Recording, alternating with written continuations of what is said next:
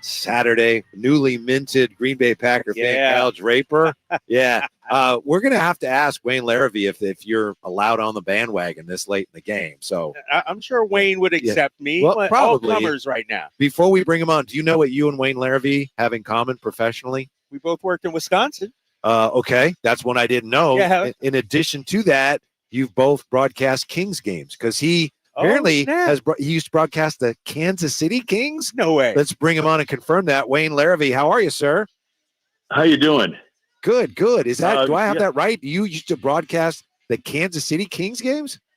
No, I did 1 or 2 games filling in. That was it. That counts. We'll count it. That counts. We'll take it, Wayne. We'll take it. Yeah. We have to ask you if Kyle Draper, who's an Eagles fan, now the Eagles lost, so he didn't like the Niners, so he wants to be a Packer fan starting this week, Wayne Larrivee. Is that allowed? Will you welcome him aboard the bandwagon? Oh, absolutely. Plenty of room for you. Good seats available. Wayne, what my co-host doesn't understand is I used to work in the great city of La Crosse, Wisconsin, my first TV job, and we used to make that 3-hour drive to Lambeau every weekend to see Reggie White, Brett Favre, and Butler and all those guys, Gilbert Brown, play. And so I feel like I'm already part of the fan base a little bit. I've just been simmering. And now that they face the Niners, now I can be full on board with it. So, yeah. Yeah. Well, we need all the help we can get, so we'll take you. That's for sure. Yeah. Wayne Larrivee with us, the voice of the Packers. How did they pull off that upset? And was there any sense before the game, Wayne, that the Packers were, confident that they did have a legit shot to pull off that stunner? No, you know what? When I was getting on the plane in Dallas, I always walk by Tom Clements, quarterback's coach, his seat, and I've known Tommy since he was throwing the football for Marv Levy in Kansas City going back into the 70s. And I said to Tommy, Tommy, come on now. The next time you're going to drop 48 on somebody, give me a heads up. I'd like to be a little more eloquent. He looked at me like, well, you're always eloquent, aren't you? Wayne Larrivee joining us, play-by-play announcer for the Green Bay Packers. Wayne, when you look back at that Dallas game, were you more impressed by the defense or what you saw from Jordan Love? What stood out to you about those two things? I think Jordan Love, and then, of course, Showtime. Aaron Jones has made a huge difference down the stretch in the last month here with his ability to move the football on the ground, give them an explosive ground game. So, but those are the two factors that really jumped out at me. The defense, I thought, played well. I thought they contained things very well, and in that regard, that was great. And they're not going to get a lot of credit because, Dallas piled up a lot of points in yards in garbage time when, the game was over. It was over before the third quarter. I mean, they were the score of that game wasn't 48-32 or whatever. It was more like 48-16 because that's what it was at one point midway through the fourth quarter. So, but I thought the defense has played solidly the past several weeks, and that was really good to see. And they finally away. Yeah. That's the beauty of that. They had struggled to get interceptions. They had like 3 interceptions in their last 9 games, and they had 2 by halftime. 1 went back to the house. So, that was really great to see, refreshing to see. Let me put it that way. Wayne, what do you think is the most difficult aspect of this matchup for the Packers against San Francisco this week?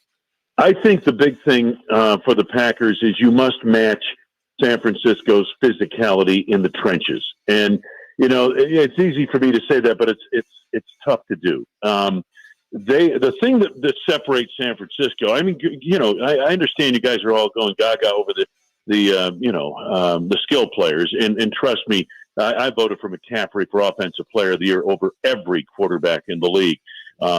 So, I know what you're talking about here, and Debo is great talent, and Ayuk is the leading receiver, and, then, hey, if you contain those guys, George Kittle's going to break your heart anyway.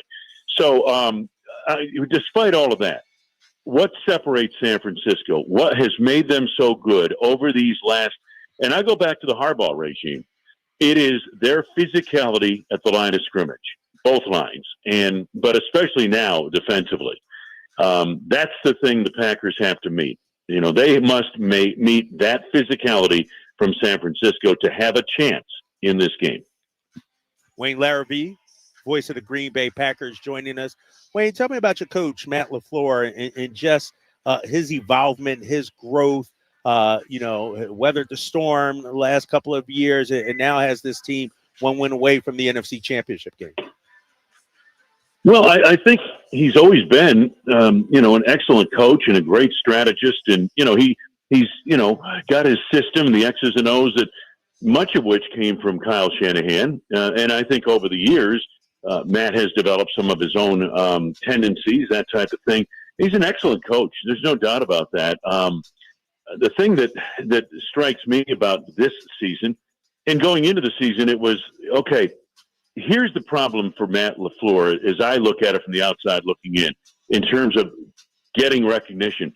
They won 13 games back-to-back seasons. They were the number one seed and the best team in the NFC in 2021. They really were. And they lost to the Niners in Lambeau on a snowy night on 2 bad special teams plays.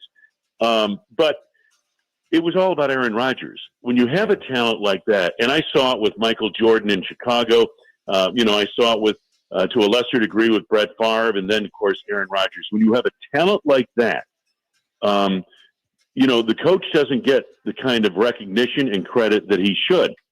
Biggest example of that is Phil Jackson.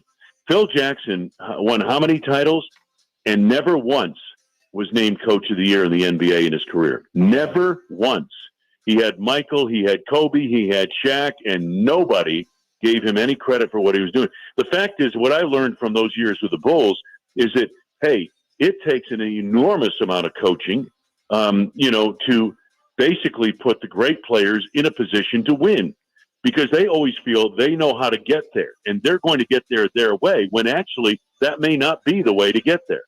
And that's hard to do. And so it takes, I think, in order to win with great players, I understand all the multitudes out there think, oh, the great players win that. No, I think the great players need direction and have to be put in a position to make the plays.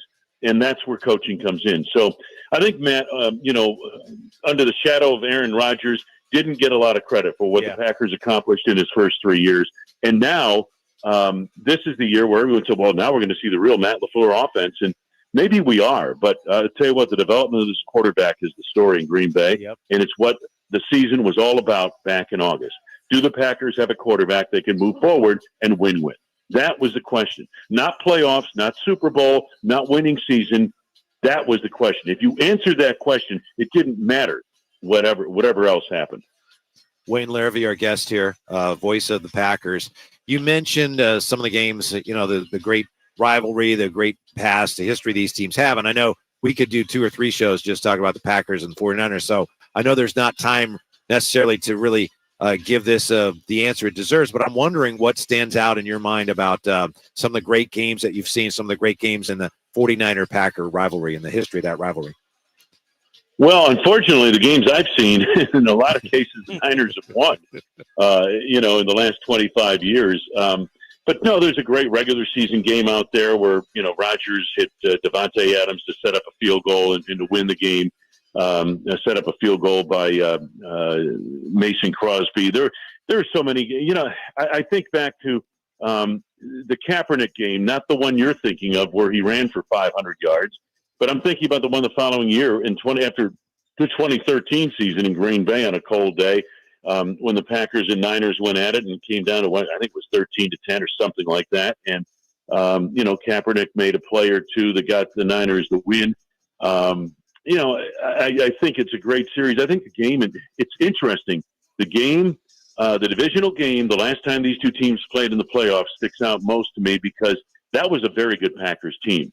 That was a Packers team that had trashed the Rams in late November, had beaten Cincinnati in Cincinnati. Oh, and by the way, the Rams and Bengals were the 2 teams that were in that Super Bowl. The Packers beat them both. And so that was a really good team. But the problem they had was San Francisco coming to Green Bay. And I thought that night they met the physicality of the 49ers, and they were battling back and forth. the Packers were moving the ball real well on their first drive. They scored a touchdown. Second drive, Mercedes Lewis drops fumbles off a little swing pass. The Niners recover. Though they don't score right away, it changed everything. The Packers offense never got on track from there. They were sitting in a 10-3 lead most of the night. Then, the miscues in the kicking game. All of a sudden, Talanoa Hufanga is in the end zone. Mhm. That ties the game, and then the Niners win it when Deebo Samuel gets, 15 yards on 3rd and 13, and they set up the field goal for Robbie Gould. But that was a heck of a ball game, and I think if the Packers could have survived that game, they would have won the Super Bowl. Wow. Wayne Larrivee. Wayne, congratulations on the win last week. Have a great call. Thanks very much for your time, and we hope to talk to you again real soon. All right, take care, guys. All right, Wayne. Thanks Wayne so much, man. Larrivee, who was allowed Kyle Draper aboard the Packer bandwagon, officially granted permission. Of course, me and Wayne go way back. He's an Emerson grad in Boston. Worked in Boston. We got a lot of parallels in our career. Yeah. Now we both are cheering for the Packers. Yeah. It all comes full circle. Yeah, when we come back, we're going to talk to the legendary Pacers play-by-play guy. Mark Boyle joins us as we get ready for the Kings and the Pacers here from the Golden One Drive Guys on Sactown Sports.